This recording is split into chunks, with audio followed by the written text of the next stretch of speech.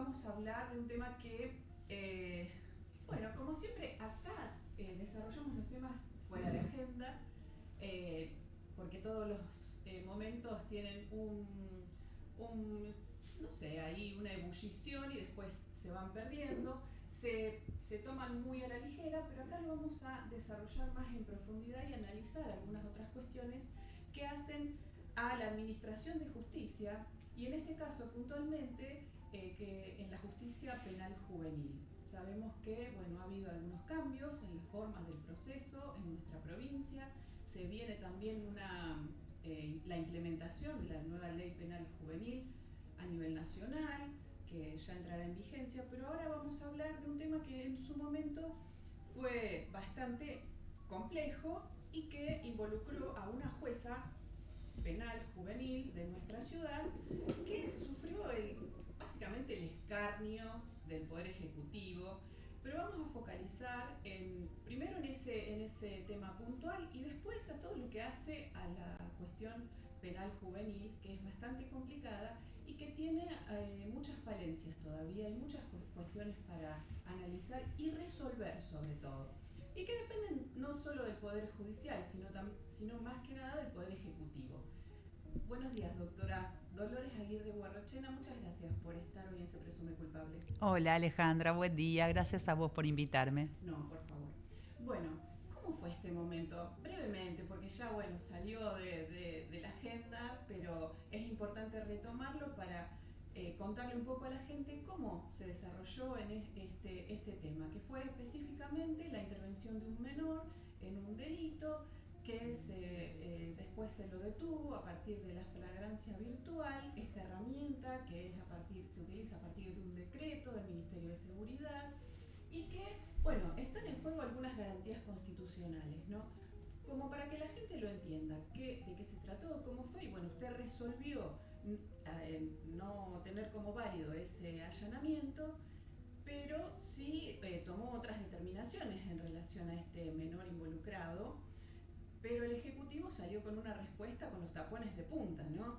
Esta frase, si tanto defiende a los delincuentes que se los lleve a su casa, en boca del vocero Coudanes, realmente parece de una falta de respeto primero, de ética y de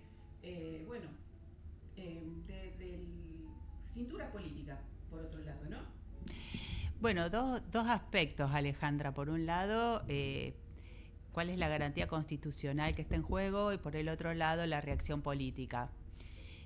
Con respecto a la garantía constitucional, para hacerla sencilla y para poder explicarme, sobre todo para que la audiencia pueda tener elementos de análisis sencillos, recordemos que la garantía de la inviolabilidad del domicilio es una garantía constitucional y que está consagrada en muchos instrumentos internacionales de derechos humanos, y eso es una garantía de todas las personas, de las personas que en este momento están escuchando este programa.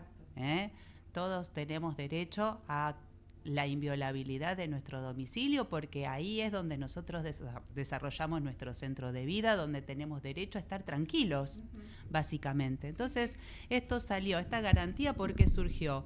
Justamente para evitar los abusos del poder, que se metan en tu casa y que te lleven de manera sorpresiva. Así es como surgió esto, y no surgió a partir de los garantistas, claro. Surgió mucho tiempo antes, ¿no? Claro, porque todo se pone en esa línea, ¿no? Bueno, que estos jueces garantistas como algo despectivo. Exacto. ¿No? Y la garantía constitucional la tienen todas las personas. Exacto, son garantías que surgieron con el constitucionalismo clásico e inclusive antes, porque son garantías muy antiguas. Muchas de las garantías constitucionales que después fueron tomando forma en estos instrumentos legales son muy antiguas, arranca el constitucionalismo clásico en el 1200. Claro. O sea, es toda una historia de la humanidad que nos ha ido llevando a... Se suma el doctor Alejandro, un colega muy querido. Bueno, estábamos contando esto, ¿no? De cómo surgen las garantías constitucionales, que son garantías muy antiguas, que son el logro de garantía frente al poder. No son caprichos del garantismo. Claro. Bueno, frente a esa garantía, entonces, las propias constituciones dicen, está bien, hay algunos casos en los cuales hay que entrar en las casas de alguna persona, entonces en ese caso una ley tiene que establecer de qué manera se hace. Y bueno, esa ley es el Código Procesal Penal, donde regula que los jueces son los que, autorizan en una determinada situación, encuentran que hay un elemento o hay elementos suficientes para, permitir el ingreso de los agentes policiales en un determinado domicilio porque es razonable que entren. Este concepto de flagrancia virtual es un concepto introducido recientemente donde básicamente la ley dice no es necesaria la autorización de un juez. Claro. Pero es un decreto. En realidad el propio Código Procesal Penal prevé casos en los cuales no es necesario recurrir a la autorización judicial. Claro. Uno de esos es el caso de llamada flagrancia virtual.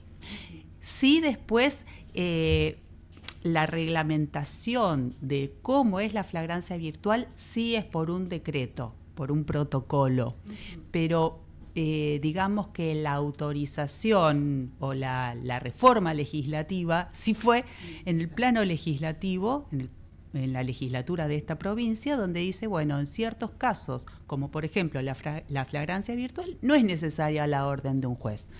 Basta con que existe ese caso para que se resuelva en el plano administrativo. Claro, vamos a diferenciar. La flagrancia es cuando una persona está en una situación cometiendo delito y se la sorprende ahí un agente de seguridad. Exacto. Lo puede detener en el momento, Exacto, estando presente en el lugar. Exacto. La virtual hace uso de una tecnología que se sigue por cámaras. Exacto. A partir de este sistema que está siendo muy promocionado por el gobierno de la provincia, que se llama Lince. Exacto. Entonces, a través de una cámara te siguen, no es que te captan en el momento. Si se denuncia un hecho, se empieza a buscar por cámaras ahí, y así es como llegan al domicilio de este menor, pero fue 12 horas después, no fue en el mismo momento que se estaba cometiendo el hecho que lo vieron por la cámara. Exactamente. Esa es la diferencia sustancial, ¿no? Exactamente. La flagrancia que todos conocíamos hasta ahora, llamémosle, Claro. es agarrar a una persona, como se dice vulgarmente, con las manos en la masa. Claro. Esa es la flagrancia. Claro, entonces ahí está la diferencia puntual, que es la que se cuestiona en el fallo donde usted resuelve el allanamiento inválido. Exactamente, porque en esta flagrancia virtual no es que, como podríamos pensar, hay un seguimiento en vivo. Claro. No es un seguimiento en vivo, sino que son... después. Exactamente, se van rastreando después a través de distintas imágenes, de distintas cámaras colocadas en la ciudad. Eso lo procesa la inteligencia artificial y da como resultado, asocia determinados rasgos que en algunos casos que se ven, que a veces falla ese sistema, exactamente, ¿no? porque a veces las imágenes son justamente de elementos muy distantes. Claro. A 2 cuadras, a 1 cuadra y media, se ve un bulto, es decir, esas son las imágenes que analiza la inteligencia artificial y da como resultado que el algoritmo decide, claro, que Alejandra entró a su casa. Sí, claro.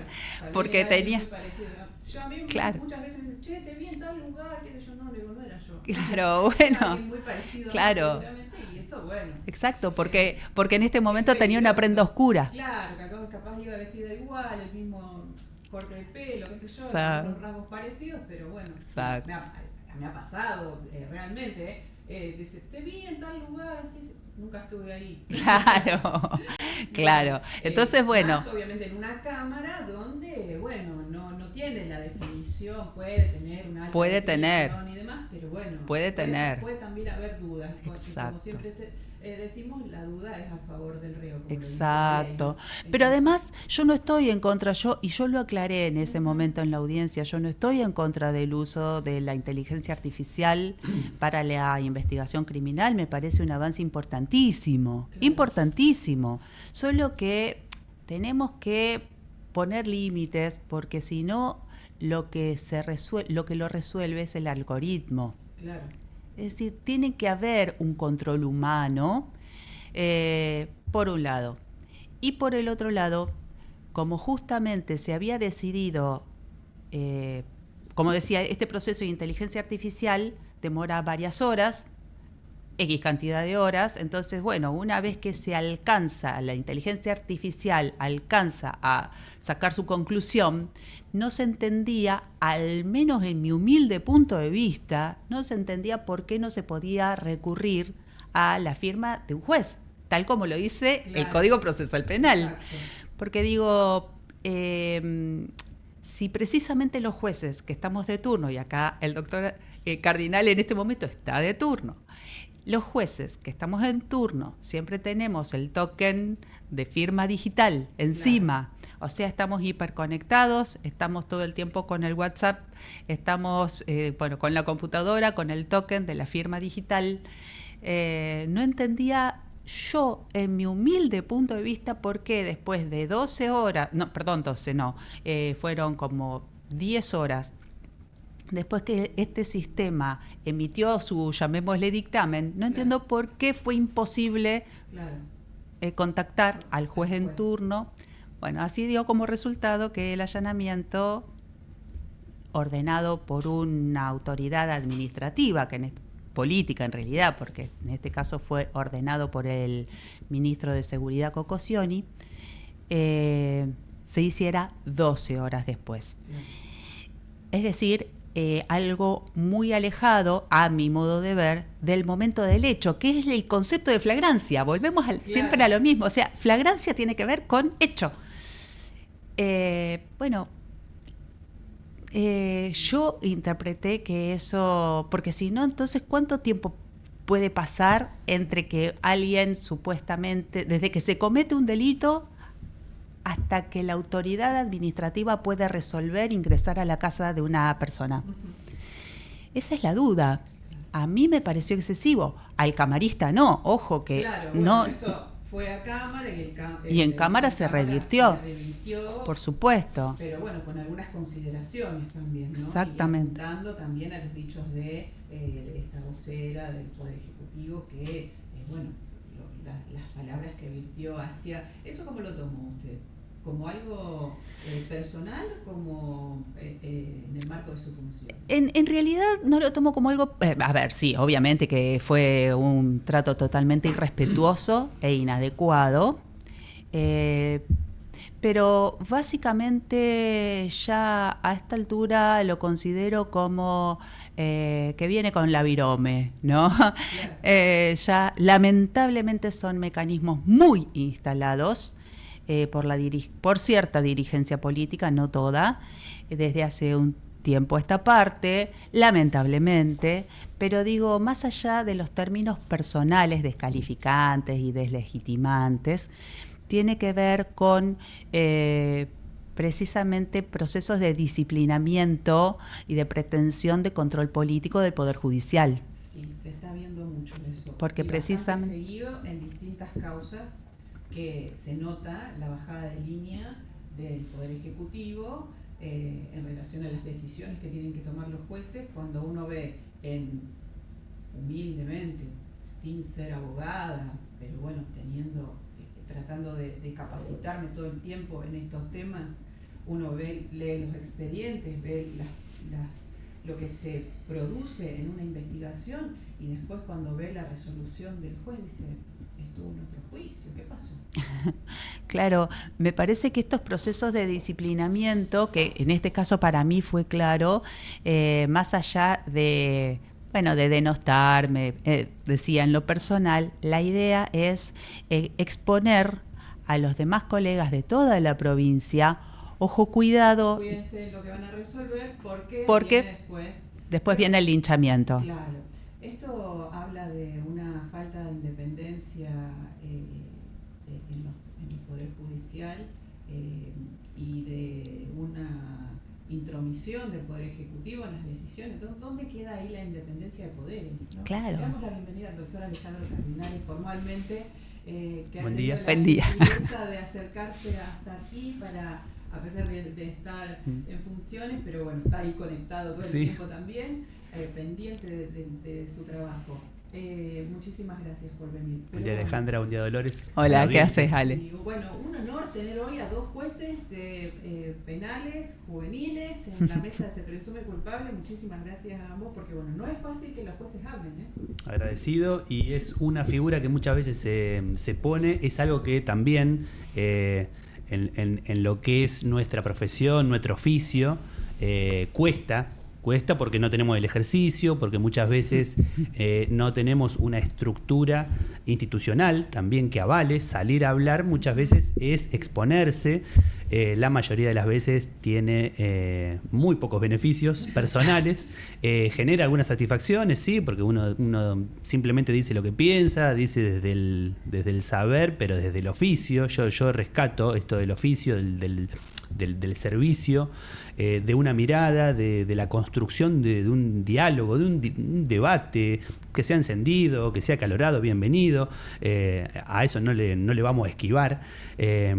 A explicar claro y sencillo, como nos imponen hoy muchas normativas internacionales, qué decidimos, por qué decidimos, en base a qué elementos, en base a qué verdad que se nos expuso, tomamos las decisiones, con qué sentido. Bueno, eso, además de un ejercicio, la ley orgánica de tribunales, al único magistrado o magistrada que le impone una de las tareas, una de las obligaciones al juez de menores, que eso no se derogó, que es comunicar, que es justamente salir a comunicar el sentido de nuestro trabajo y de nuestra intervención. Está todavía en la ley orgánica, es algo que no se modificó en todas estas reformas, así que yo por ahí me aferro a esa legalidad, pero tiene un sentido mucho mayor. ¿Qué es ese? Es la de comunicar. Claro. Y cuesta muchas veces entender. Ya esa vieja premisa, bueno, el juez habla por su sentencia y el hermetismo total ya no... Creo que no alcanza. No alcanza, aunque sea imprecisa en términos técnicos, jurídicos, penales, procesales, la exposición y la forma de hablar, siempre esa imprecisión, creo que en términos de divulgación, ahí gana. Ahí gana. Es una ecuación que gana. Bueno, con el doctor habíamos conversado, había manifestado su inquietud por la implementación de la Ley Penal Juvenil que comienza el mes que viene. Y bueno, ¿cuál es la situación? Porque bueno, hay muchas cosas que establece la Ley 27801, la nueva Ley Penal Juvenil, que fue aprobada en marzo y se implementa en septiembre en la práctica, que habla de una serie de cuestiones que tienen que estar acondicionadas para que esa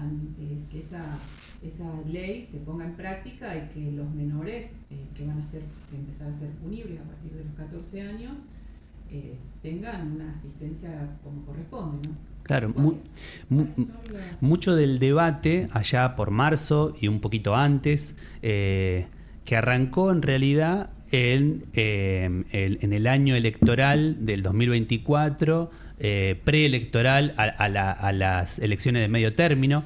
Los típicos 2 momentos en los que se discute este tema, que son los previos a una elección, donde algún sector político o alguna persona con aspiraciones electorales se posiciona en ese núcleo duro, de mano dura, y hasta podríamos llamar de crueldad hoy, que va más allá del manodurismo, del populismo punitivista, sino de una exposición cruel del poder punitivo hacia las personas.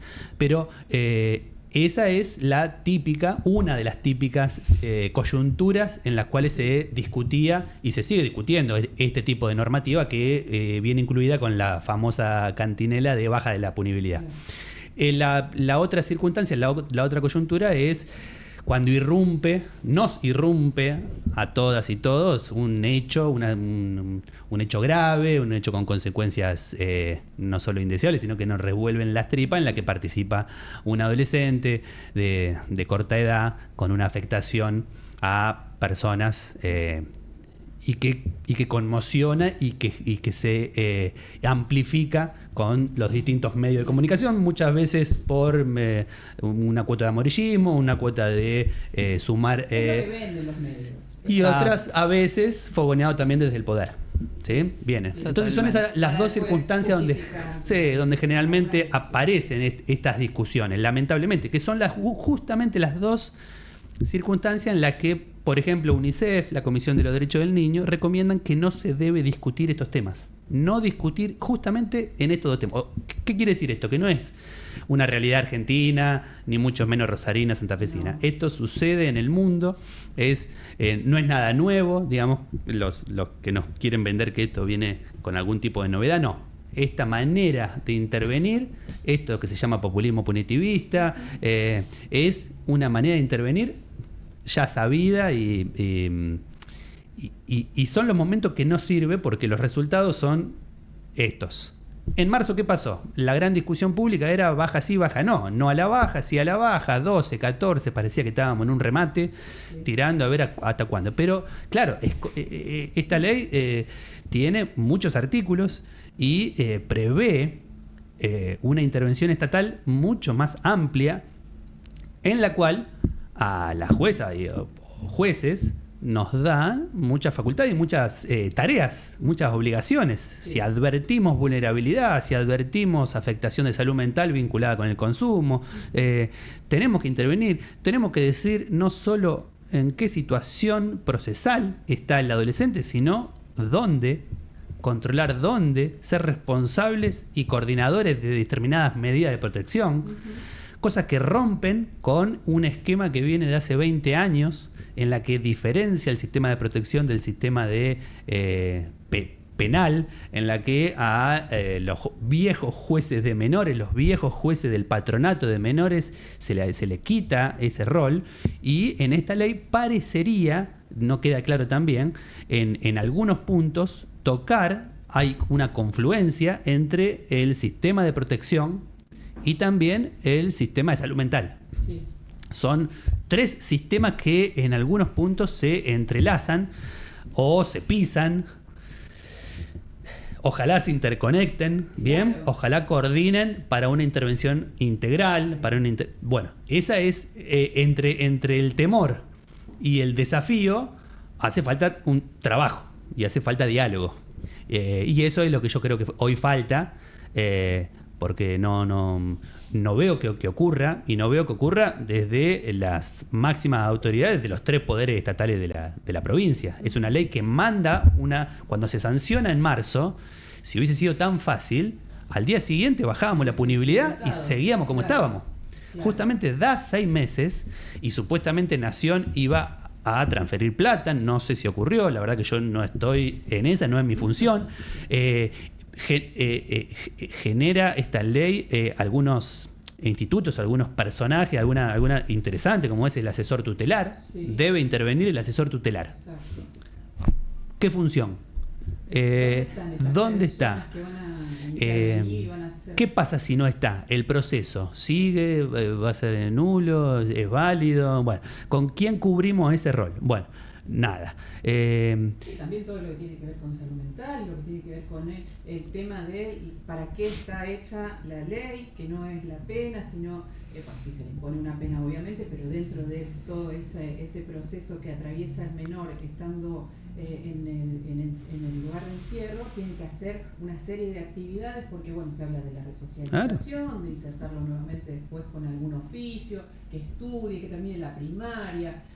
Todas esas la coordinación de todo eso, ¿quién lo va a hacer?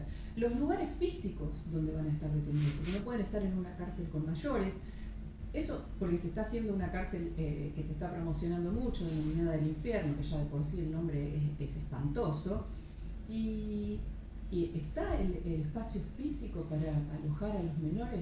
Hasta el momento no nos han informado cambios cualitativos ni tampoco cuantitativos en lo que es el recursero estatal para integrar el sistema de... Y más teniendo en cuenta que si depende de Nación no está aportando dinero a ninguna de las provincias para absolutamente nada. Entonces, ¿de dónde va a salir el recurso económico para llevar adelante todo este sistema? Es una ley que el propio gobierno nacional impulsó y fue uno de los grandes gestores de esta ley, así que bueno, claro, algún tipo de coherencia estatal en ese sentido tendríamos siempre, que por lo menos... Después que se arreglen las provincias, claro, ¿no? Parecería. Con lo cual está clarísimo, me parece, y perdón que interrumpa, pero está clarísimo a qué apunta esta dirigencia, ¿no? A la pura punibilidad. Claro. Porque estamos diciendo 2 jueces de menor, antiguos jueces de menores, hoy jueces penales y adolescentes, que no sabemos cuál es el recursero estatal al cual tenemos que recurrir el mes que viene, ¿no? Uh-huh. En materia de promoción de derechos. Entonces está claro que esta dirigencia política apuesta únicamente a una respuesta punitiva y con eso se termina. Sí, pero bueno, también... hay que ver, no para la tribuna, porque hablar y decirlo en los medios, hacer estos grandes anuncios y demás, bueno, sí, a la gente a lo mejor la tranquiliza un poco, decir, bueno, sí, ahora los van a castigar a los menores cada vez, bueno, capaz más adelante sí, como el discurso también dicen, cada vez mandan a los chicos a delinquir porque no tienen consecuencias, entonces bueno, ahora van a empezar a mandar a los más chicos de 14 para abajo y así van a ir corriendo la edad hasta llegar, quién sabe a dónde, los recién nacidos, no sé.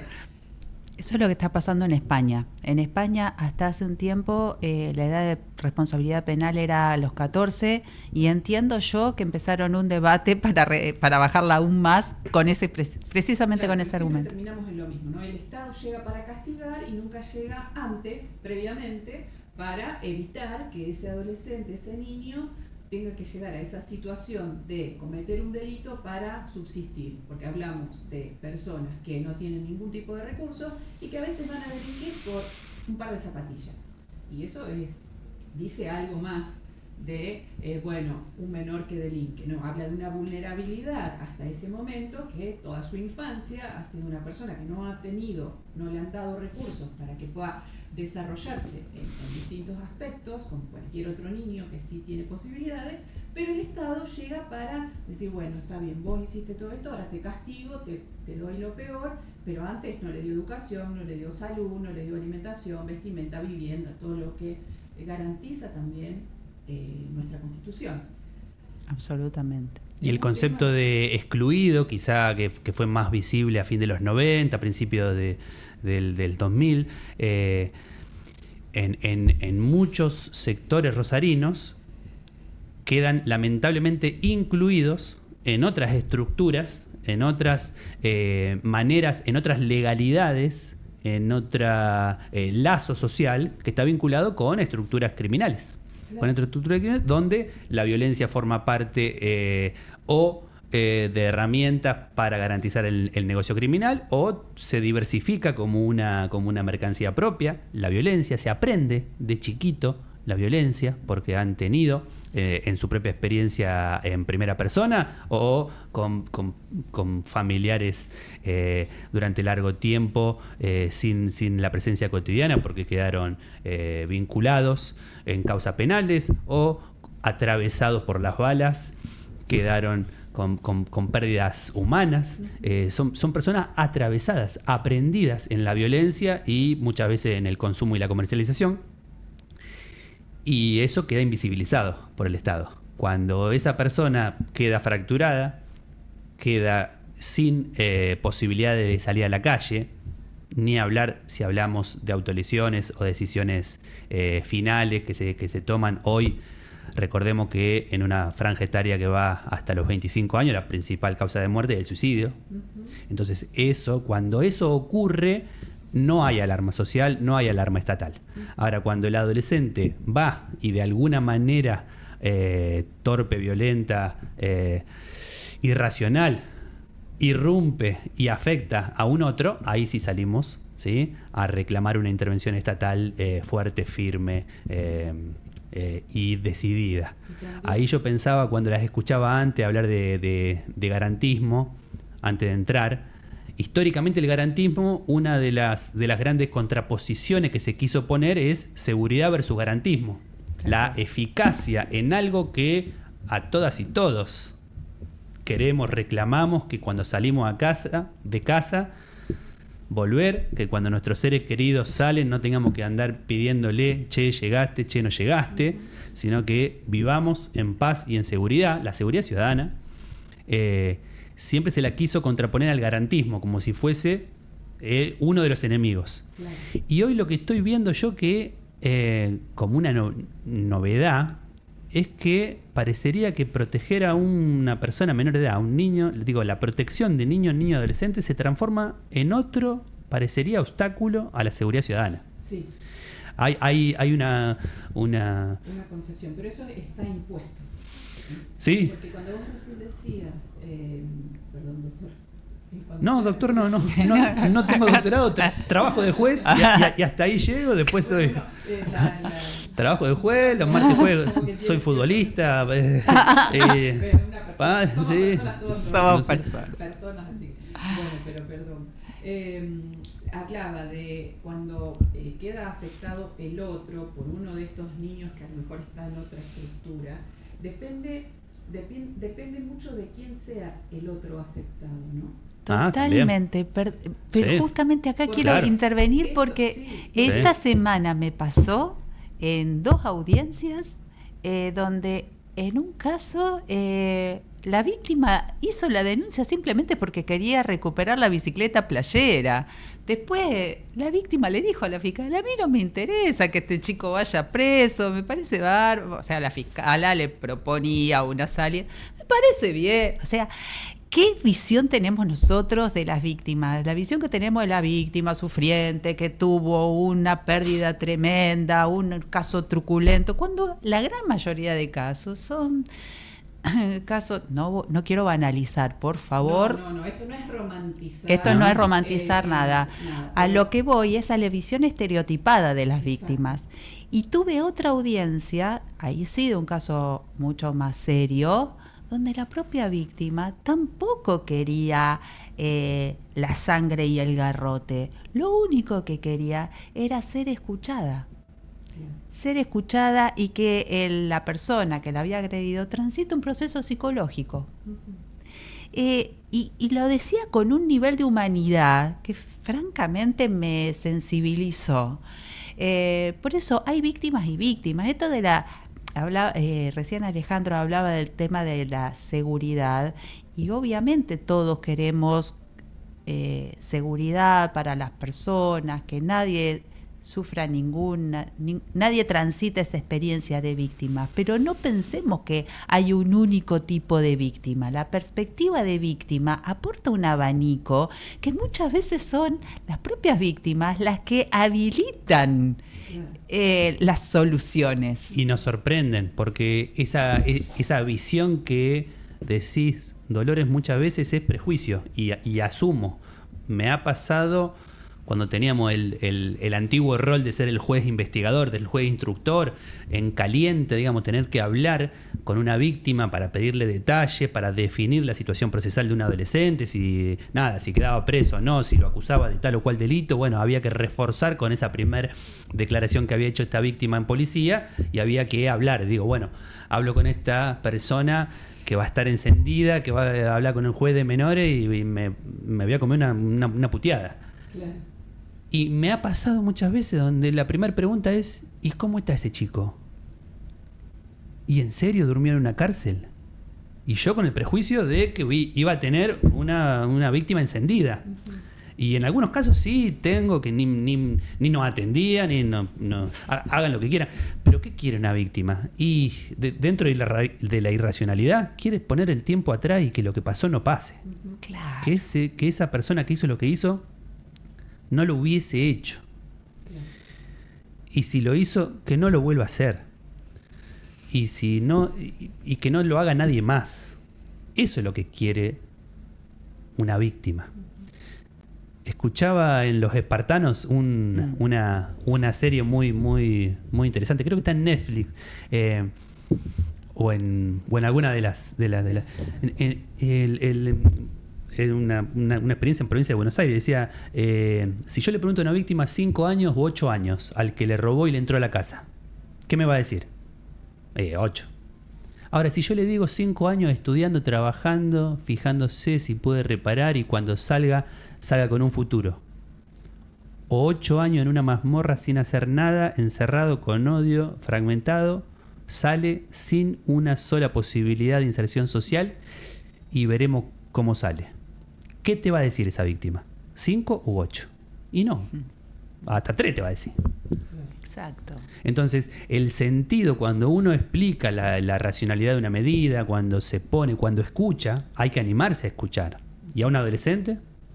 Absolutamente. El espacio, el tiempo, la confianza que hay que generar para que aparezca una palabra genuina, una palabra verdadera. No esas palabritas de yo no fui, me arrepiento, señor juez. No, esa es para la tribu, es como para hacerle la declaración al juez, la que convenga. No, una palabra genuina. Para generar ese espacio, imaginemos, ¿no?, que en audiencias las audiencias son parecidas a esto, ¿no? Hay que hablar al micrófono, hay una luz, hay un espacio. Para mí es un espacio nuevo. Bien, me siento un poquito incómodo más allá de la amabilidad y de saber que estamos dialogando, pero digo, no sé si está escuchando lo que digo, no sé si me veo bien, digamos. Bueno, eso es lo que pasa, el brillo ahí, lo que pasa en un adolescente que además está jugando su libertad o no, y que escucha atrás moqueando a su madre, al padre, digamos, ahí esperar una palabra, y a la víctima también, esperar una palabra genuina no es fácil. Hay que hacer toda una preparación que implica tiempo, y el tiempo es plata, y eso es ineficaz. Y entramos en otro tema que tiene que ver con lo judicial, con los tiempos. Nosotros somos una unidad penal juvenil muy, muy pequeña en términos de relevancia de la incidencia de los pibes, muy pequeña en cantidad de audiencias, muy pequeña también en la eficacia, si se quiere, en la cantidad de resoluciones, decisiones que podemos darle cuenta a la corte, digamos, en esto.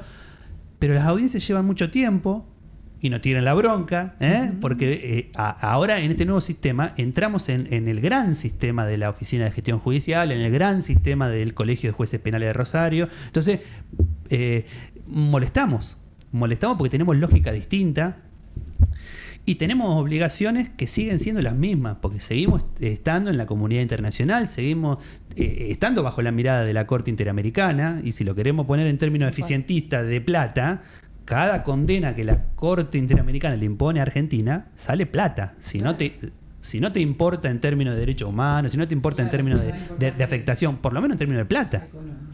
¿Sí? Y lo que cuesta un pibe, una piba, tras las rejas, con servicio penitenciario, con atención, es carísimo para el Estado, comparando con lo que cuesta en un ambiente de un lazo social, familiar, con asistencia, con acompañamiento profesional y estatal comunitario, digamos, que genere otra manera de transitar su vida en el lugar donde él conoce, donde él vive. Es carísimo un adolescente, cualquier persona, presa. Digo, para ponerlo también en términos económicos, eficientistas. Sí. Se habla mucho de los recursos económicos del Estado, y que se busca ajustar en otros sectores, y se busca cada vez tener más personas detenidas, más personas condenadas, más personas en esa situación, ¿no? Pero sí, no se entiende la lógica. Pero bueno, les preguntaba antes sobre la independencia, esto de la independencia de poderes. ¿Cómo está esa situación, particularmente en el ámbito de la... El tema de la división de poderes es algo también muy antiguo, muy antiguo. ¿Y por qué? Porque si no parece que estamos discutiendo cosas que que ocurrieron hace el mes pasado. Acá nos tenemos que remontar a la época del poder absoluto, que estaba en manos de los reyes, pensemos antes de la Revolución Francesa, donde estos reyes hacían y deshacían de la vida y de los bienes y de toda la gente, porque eran propios. Entonces, toda una serie de gente, un tal Montesquieu, un tal Locke, un tal Rousseau, Claro. grandes pensadores del siglo XVIII, empezaron a decir, no, el poder tiene que estar dividido, porque si no se transforma en absoluto, es ilimitado. Ese fue el sentido. Porque si no, el poder absoluto, el monarca, ya les digo, podía destruir el cuerpo del súbdito. Foucault habla muy bien en Vigilar y Castigar, habla del castigo sobre el cuerpo del supliciado, cómo el poder se puede ensañar en ese cuerpo. Bueno, describe un episodio, el suplicio. Todo esto hizo que esta gente que pensaba un poco y escribía un poco, empezaron a decir, ¿por qué no empezamos a dividir un poquito? Que cada uno y haya un sistema de pesos y contrapesos, porque no es solamente dividir, sino de pesos y contrapesos para que ninguno se vaya de ciertos carriles, de ciertos límites que tiene que impuestos por la racionalidad. Eso no lo inventaron los garantistas, esto no lo inventaron los cucas, no lo inventaron esta gente. Esto es algo muy, muy, muy antiguo, hace siglos, muchos siglos atrás, pero que además lo pensaron para la ciudadanía, no para ese ser despreciable del cual estamos hablando. Claro. No, lo pensaron para el que está escuchando, para todos. Para todos, para Alejandra, para Dolores, para Liz, para todas nosotros. Pensaron esta forma como el Estado tiene que organizarse para que sea mejor para todas las personas. Y así es como se fueron plasmando en determinados instrumentos internacionales, en la Constitución, en el constitucionalismo clásico, etcétera. Entonces, esto de que estas pretensiones de tener una legislatura adepta, donde los proyectos de ley pasan como por prácticamente un trámite, y que después... Estamos hablando de una escribanía. También se usa esa palabra, también se usa esa palabra. Hoy la legislatura, el Congreso y demás, son escribanías del poder de turno. Claro, y si a eso le sumamos la pretensión de un poder judicial que también se suma... Ojo, cuidado, porque volvemos a concentrar todo y el poder puede volver a ser ilimitado. Ojo con esos casos, ojo con el poder ilimitado, porque hubo experiencias de poder ilimitado en democracia. Y estoy hablando de, me voy a ir a un caso muy extremo, ¿no? Pero cuando el poder se torna ilimitado, cuando la división de poderes es simplemente formal, ojo porque podemos llegar a experiencias muy nefastas, que es lo que pasó en la República de Weimar, que terminó derivando en el Tercer Reich. Todo eso fue legal. Ojo porque había jueces, ojo porque había... ojo con volver a concentrar el poder, ojo con poderes que son totalmente... Estoy yendo a casos extremos, ¿no? Sí. Pero estoy hablando del riesgo... No sé si estamos muy lejos de eso, ¿no? Bueno. Yo tengo esa lectura, como que estos gobiernos se han llevado puesto la Constitución, todas las leyes existentes. A veces digo, esto de la ley bases, ¿viste?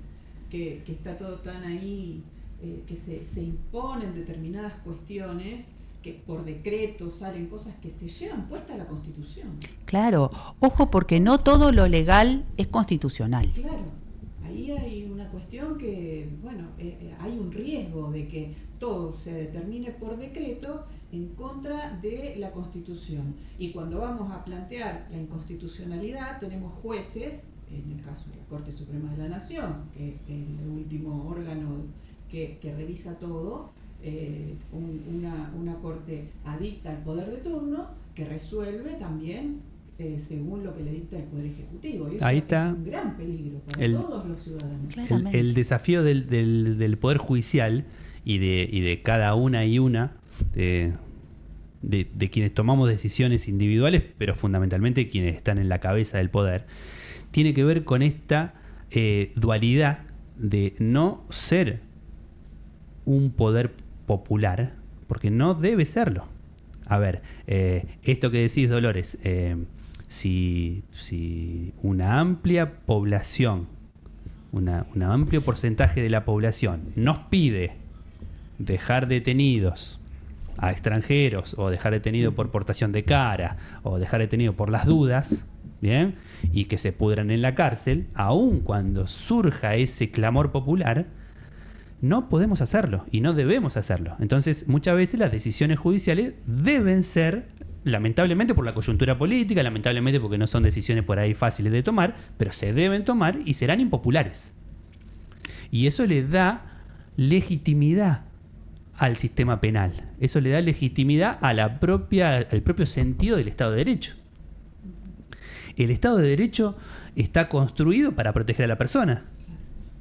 Entonces ya cuando el Estado se transforma en no en un factor pasivo que no protege, sino en un factor activo que lesiona a la individualidad, a la persona, a derechos básicos, ahí el Poder Judicial se tiene que transformar en impopular. Y ahí va a generar tensiones, como a veces está ocurriendo en algunos destellos, creo yo, y espero que sea solamente un momento, una coyuntura, y que en algún punto puedan confluir otras fuerzas, pueda confluir otra sensibilidad social, pueda generarse otra manera de reclamarle al Estado lo que genuinamente está faltando en la sociedad. Porque se construye un monstruo, se construye una emergencia, se construye un otro malo, un otro que puede ser el extranjero, el niño monstruo, bueno, y a ese hay que atacarlo con todo, che.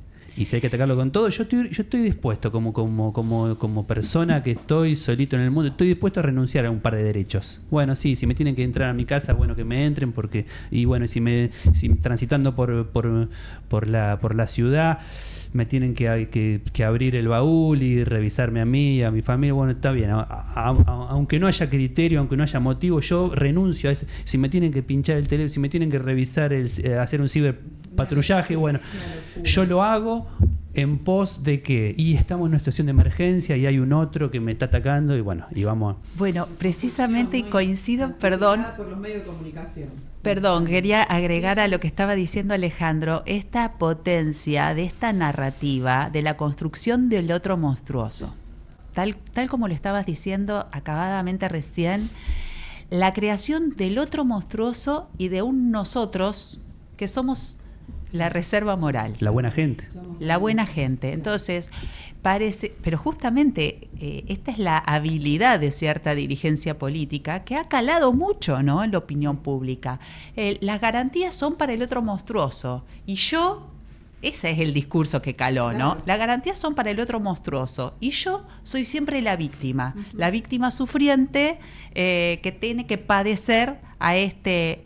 Entonces lo que estamos tratando de explicitar en este espacio, y gracias por permitirnos expresarlo, es que las garantías no es para el otro monstruoso, es para todas y todos. Claro, es para todos por igual. Para todos Eso por es lo igual. Que no puede entender a lo mejor el ciudadano común, que está bombardeado todos los días por los medios de comunicación que amplifican la voz de los poderes ejecutivos de turno, de los gobiernos de turno, y bueno, uno en el problema que tiene todo el mundo de llegar a fin de mes, de pagar esto, de llegar a ver si come, si paga el alquiler, si los impuestos y demás, no se pone a pensar y a desgranar toda esta información, la consume así como viene. Y bueno, lamentablemente eso está, sí, como usted decía, doctor. No, sí. tú te ames. Cuando vemos un agente de una agencia de seguridad, ¿sí?, estatal, involucrado en la sospecha de un delito, ¿sí?, ¿qué escuchamos hoy por parte de funcionarios políticos? Garantismo.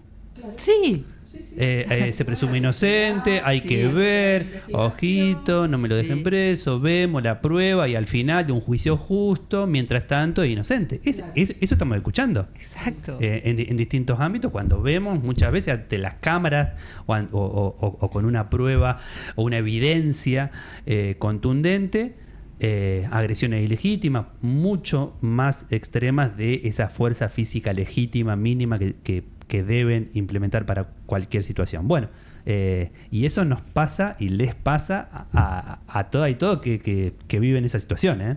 Cuando Sí. tienen un hijo preso, cuando tienen, Claro. ¿qué van a reclamar? Es garantismo, Sí, es garantías, totalmente. es garantía. Totalmente. Sí, realmente es muy complejo, ¿no? Todo, para hablarlo en una hora es un poco y ya nos queda poco tiempo, pero ¿cómo se, qué cambios van a haber Ujú. en la nueva implementación de esta ley penal juvenil que comienza en Bueno, en términos procesales, aún ninguno. Digo, procesalmente, esa defunción de la legislatura provincial, bien, esta es una de las adecuaciones que estamos viendo, bueno, yo personalmente, que estarían faltando. O sea que el mismo trámite con una ley de fondo distinta. Vamos a tener a personas de 14 años, ¿sí? Con posibilidad de recibir pena. Bien, entonces esas personas de 14 años, posiblemente el Ministerio Público de la Acusación, que tiene una unidad fiscal especializada, quizá nos traiga a audiencia, pida audiencia. Yo ahora a las 11:30 me voy al Centro de Justicia Penal, tengo una audiencia donde hay una persona adolescente que la Fiscalía le va a formular una acusación y bueno, veremos cómo se desarrolla esa audiencia. A partir del 5 de febrero, del 5 de septiembre, algunas de esas personas quizá tengan 14 años. Que van a venir con esposa, que van a venir desde una de 48 horas privado de la libertad y se lo acusará de un delito determinado y ahí definiremos de qué manera continúa. Hay algo que la ley prevé que es si un juez advierte vulnerabilidad, bueno, le va a dar, no muy distinto a lo que ya la ley nacional y provincial de protección implicaba, que cualquier funcionario que advierta vulnerabilidad debe darle cuenta, pero esta vez lo pone en el sistema de justicia penal juvenil.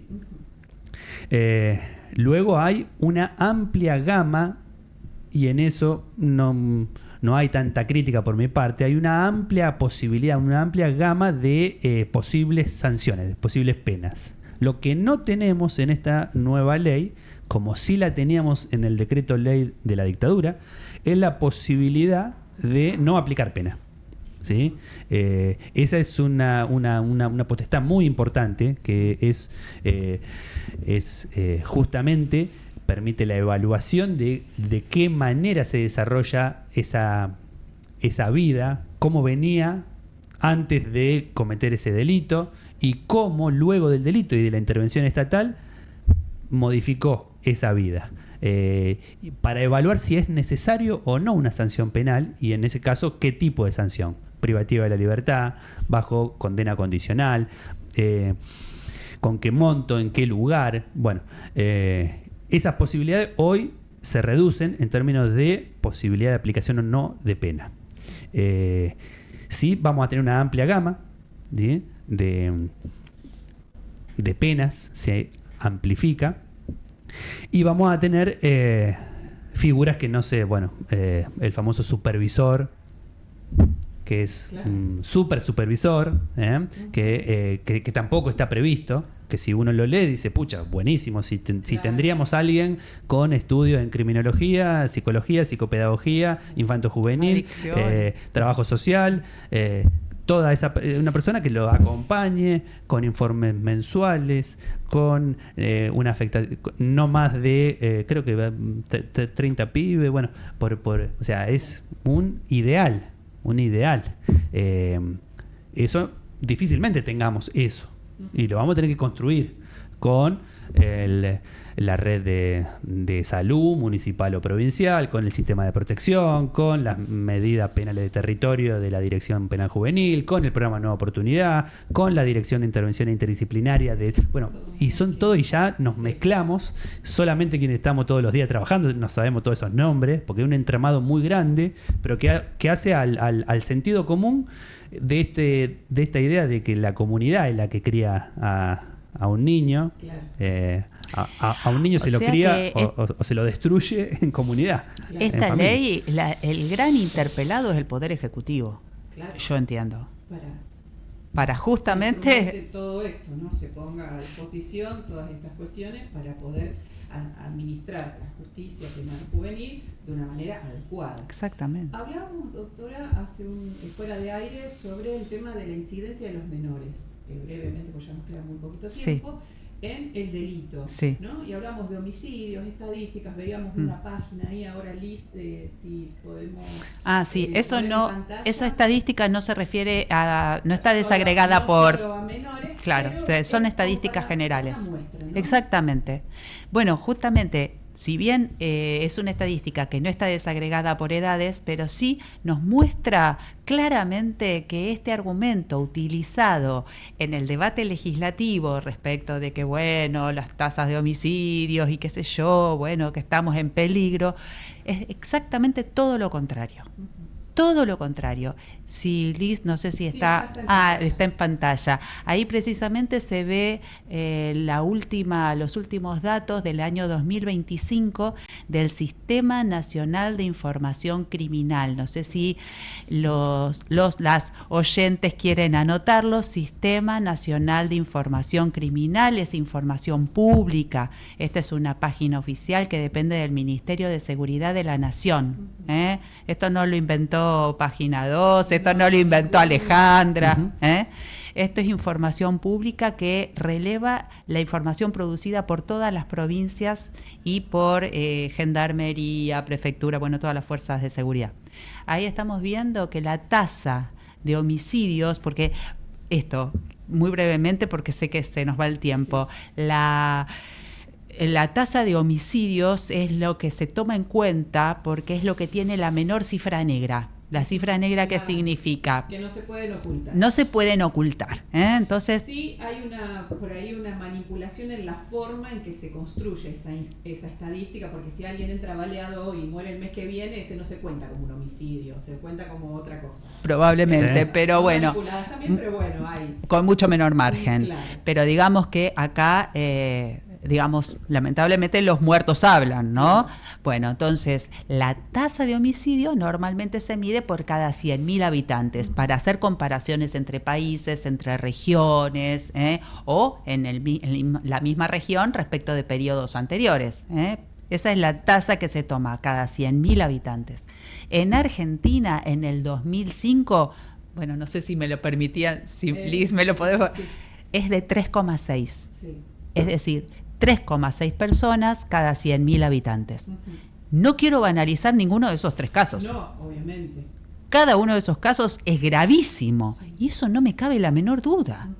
Pero estamos hablando de una tasa que viene bajando, y ahí justamente ustedes lo ven, es menos 7,3 en relación al año anterior. Es menos 18,5 respecto del 2024 y es 14,8, si alcanzó a ver bien, en relación al 2022, dice ahí, o 2023. 2022. O sea, bueno, las personas que tengan a mano en la pantalla, o sea que la tasa de homicidios en la Argentina viene disminuyendo de manera sostenida, y inclusive pueden ver toda la serie desde el año, creo que empieza en el año 2000, tuvo un pico en el 2014, creo, un pequeño repunte, pero desde esa época viene bajando, y es más, es una de las tasas más bajas de toda la región latinoamericana. Entonces, ojo con estos argumentos porque estas frases y estas enunciaciones espectaculares carecen de base estadística. Claro.